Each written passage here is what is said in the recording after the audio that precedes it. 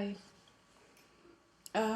So this morning I woke up with this, I don't know, with this feeling inside of me that this narcissistic feeling, and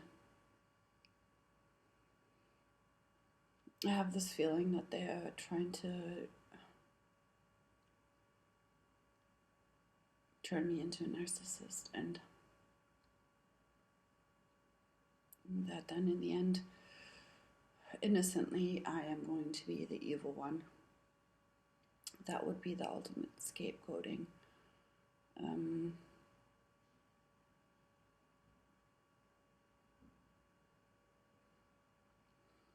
I don't know, and I woke up this morning with this picture in my head of me sleeping on a bench as a homeless person, and I don't know where to turn to anymore. Um,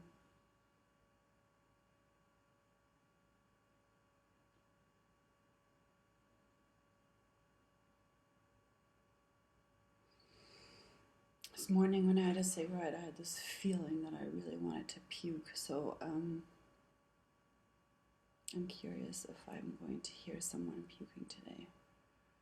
That would be interesting to hear. And then super funny, there's this guy. It's not that funny.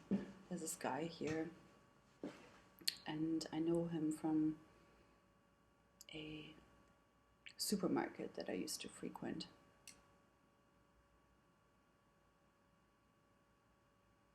And we always talked, and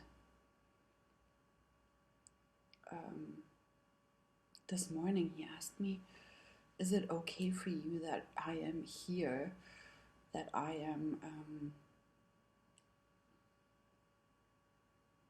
because we know each other, and maybe it's better if one of us goes into a different clinic. And I was just like, what? That's so weird.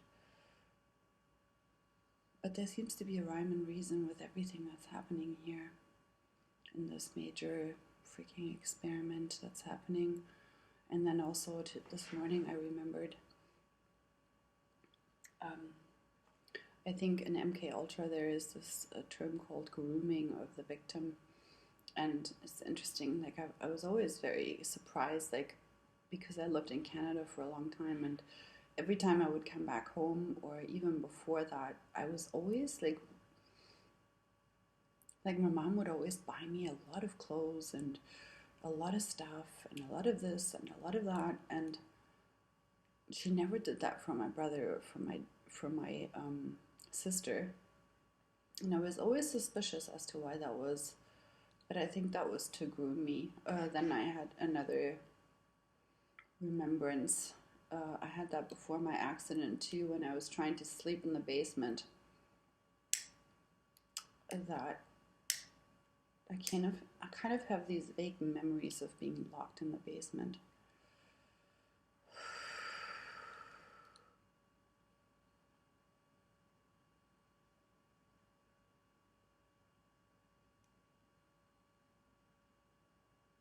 And then I remembered again, like when I was in my apartment on Saturday,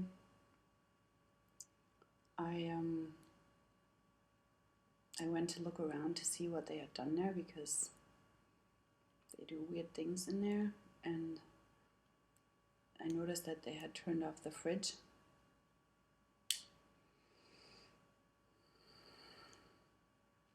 And you're not supposed to leave the door closed, so what they used to keep the door open of the fridge was like one of those graveyard candles.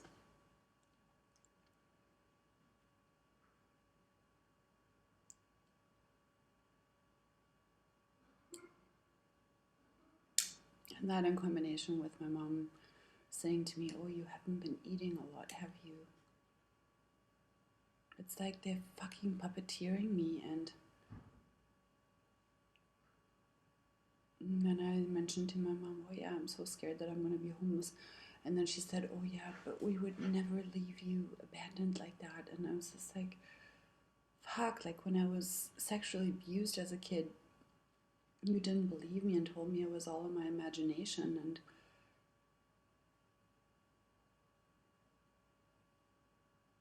fuck, I'm gonna like be that.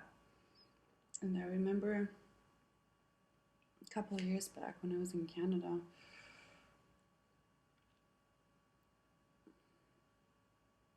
I saw how they create homeless people and empty shells as vessels for entities with drug addicts. Fuck. The things I'm seeing are accurate, but also creating my demise. And I'm just so desperate for some help. And every time I ask someone for help, like my friend yesterday, I just gave you an hour of my time.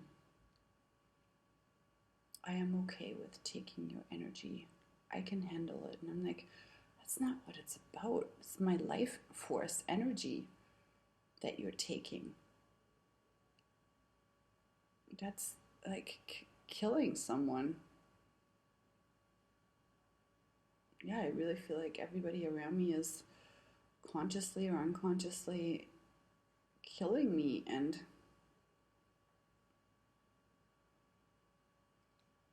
I really don't deserve that. I was always a good person. I always just wanted the best for everybody.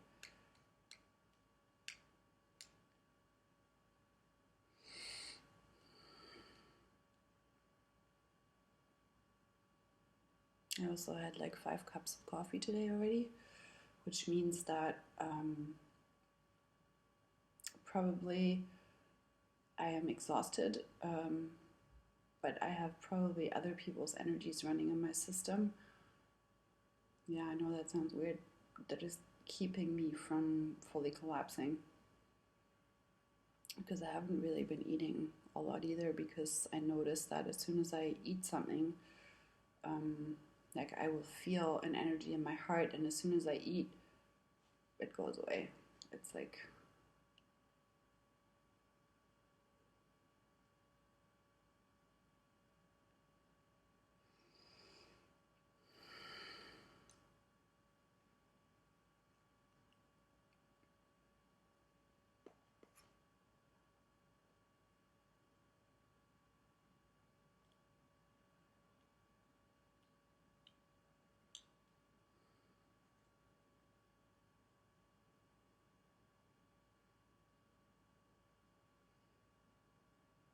yeah, anyways.